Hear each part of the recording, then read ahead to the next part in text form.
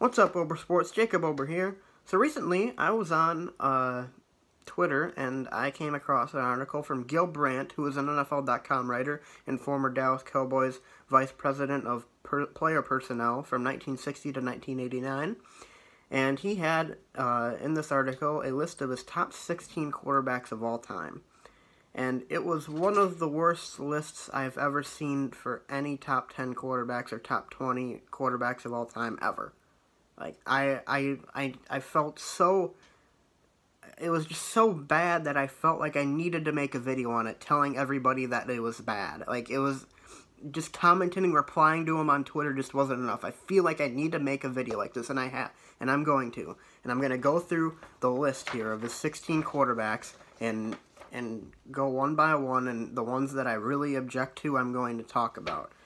Mind you, probably the most egregious thing about this list is that he doesn't include Aaron Rodgers in it, and that's insane. Maybe that speaks to his background as a Dallas Cowboy, because he has 2 Dallas Cowboys in the top 10, which is very, very odd, and I'll get to that later. But we'll start with number 16 here. So number 16 is Jim Kelly, who was a very good quarterback, by the way, for the Buffalo Bills in the 1990s. He had about 30,000 yards, 237 touchdowns, 0 Super Bowls, 5 Pro Bowls, and 1 first-team All-Pro in his career. Aaron Rodgers, comparatively, compared to the number 16 player on his top 16 quarterbacks that he left Aaron Rodgers off, has more yards, more touchdowns, 1 more Super Bowl, 1 more Super Bowl MVP, 6 Pro Bowls, 2-time first-team All-Pro, 2-time NFL MVP, and an NFL record 103.8 career passer rating. He beats Jim Kelly across the board with the statistics and the Super Bowls, and there's just no justification for doing that. Like, and what's worse is that he doesn't even try to explain himself in his article. He really doesn't. Like, he just gives the player name and the list of their accomplishments. He doesn't explain it all. And on Twitter, when he posted the link, he said, debate amongst yourselves. And then he added Aaron Rodgers and said, don't at me, Aaron Rodgers 12. This guy is literally just... I feel like he has a really biased opinion about this kind of stuff, and he knows that it's not going to be well received, so he wants to put it out there and say, let's watch everyone get triggered over my opinion. I feel like that's what he's doing, and that's probably what he's doing right now. He's probably laughing at all the replies that are calling him an idiot, saying, look at all the triggered people. We'll continue on the list here, though. Number 15, Drew Brees, which is also very ridiculous. Drew Brees has 70,000 passing yards, almost 500 touchdowns, a Super Bowl and a Super Bowl MVP, an NFL record 67% completion percentage, 10-time Pro Bowler, and 1-time first-team All-Pro. And he's behind, get this, the likes of Fran Tarkenton, Warren Moon, Terry Bradshaw, 2 of which never won a Super Bowl, by the way. 1 of which never even made a conference championship game, and the other of which has 2 more touchdowns than interceptions career.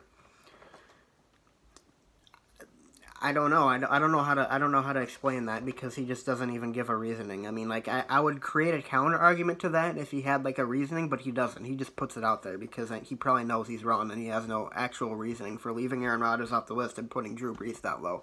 That's absolutely ridiculous. Let me tell you, by the way, about Terry Bradshaw, who ranks number 12. Moon is 13, and Tarkenton is 14, by the way. Terry Bradshaw has less than 30,000 yards in his career, and only 2 more touchdowns than interceptions in his career. He has the 4 Super Bowls, but those 4 Super Bowls were mainly a result of his incredible defense and his strong running game. He really wasn't that great of a passer all time, and he has a career passer rating of about 70, so... There you have it. I mean, there's really no justification for putting him on the list at all, because Terry Bradshaw is really, I mean, people look at Terry Bradshaw and his 4 Super Bowls, but man, he was not really that great of a quarterback for the majority of his NFL career. Like, and people just bypass that. They don't even do their research, and I mean, Terry Bradshaw at number 12, that's absurd. I can't see any justification for that, but whatever. Move on. Number 11, Sammy Baugh. I don't really have an opinion on that. That's pretty much where I would put Sammy Baugh at. Number 10 now, Troy Aikman. Man, this is probably even worse than putting Terry Bradshaw at 12. Because Troy Aikman my God. How do you put Troy Aikman in the top 10? That's ridiculous. Troy Aikman had 33,000 passing yards, 165 touchdowns. He had his 3 Super Bowls, but he also had one of the greatest running backs of all time behind him, and Emmitt Smith, one of the greatest wide receivers of all time, to throw the ball to, and Michael Irvin, and he had one of the best offensive lines of all time. That's where his 3 Super Bowls came from.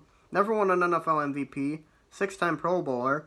Aaron Rodgers has double the touchdowns in his career and far more yards, far less interceptions, but he has the same amount of Pro Bowls, 2 more MVPs than him, but he's not on the list. Troy Aikman is. I don't know why. I don't know how. I mean, if you're trying to go off of Super Bowls, well, I mean, it's pretty easy to win Super Bowls when you have by far the best team of that decade and playing with a dynasty, one of the greatest coaches of all time, Jimmy Johnson, and having Emmitt Smith behind you and having one of the greatest offensive lines in front of you and having one of the greatest wideouts of all time to throw the ball to. Oh, my God. We'll move on now. Number 9, Dan Marino. Number 8, Brett Favre. Number 7, this is the one I have another quarrel with, Johnny Unitas. I don't agree with that. I mean, I think Johnny Unitas should be a few spots ahead. This isn't really that bad of a ranking. I've seen lists with him lower than that. So, I mean, I think Johnny Unitas was a revolutionary player, a guy who changed the game, set the course for the modern NFL passing game.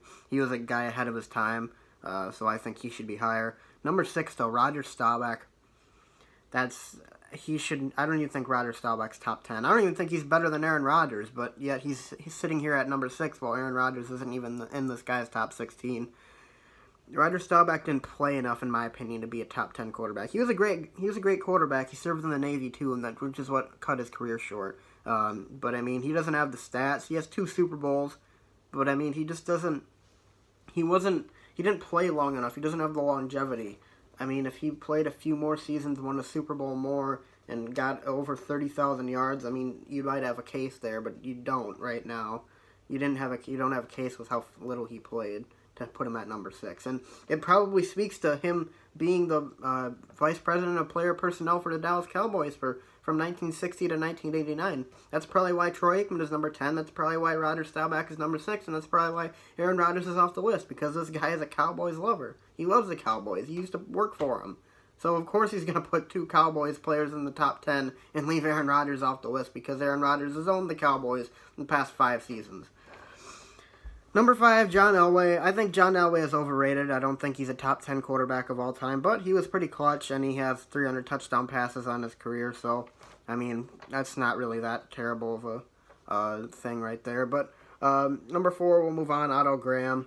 I don't really have an opinion on it. I'm not going to get too in-depth to that. Otto Graham won a lot of championships. He was the best player in his era, so I'll give it to him.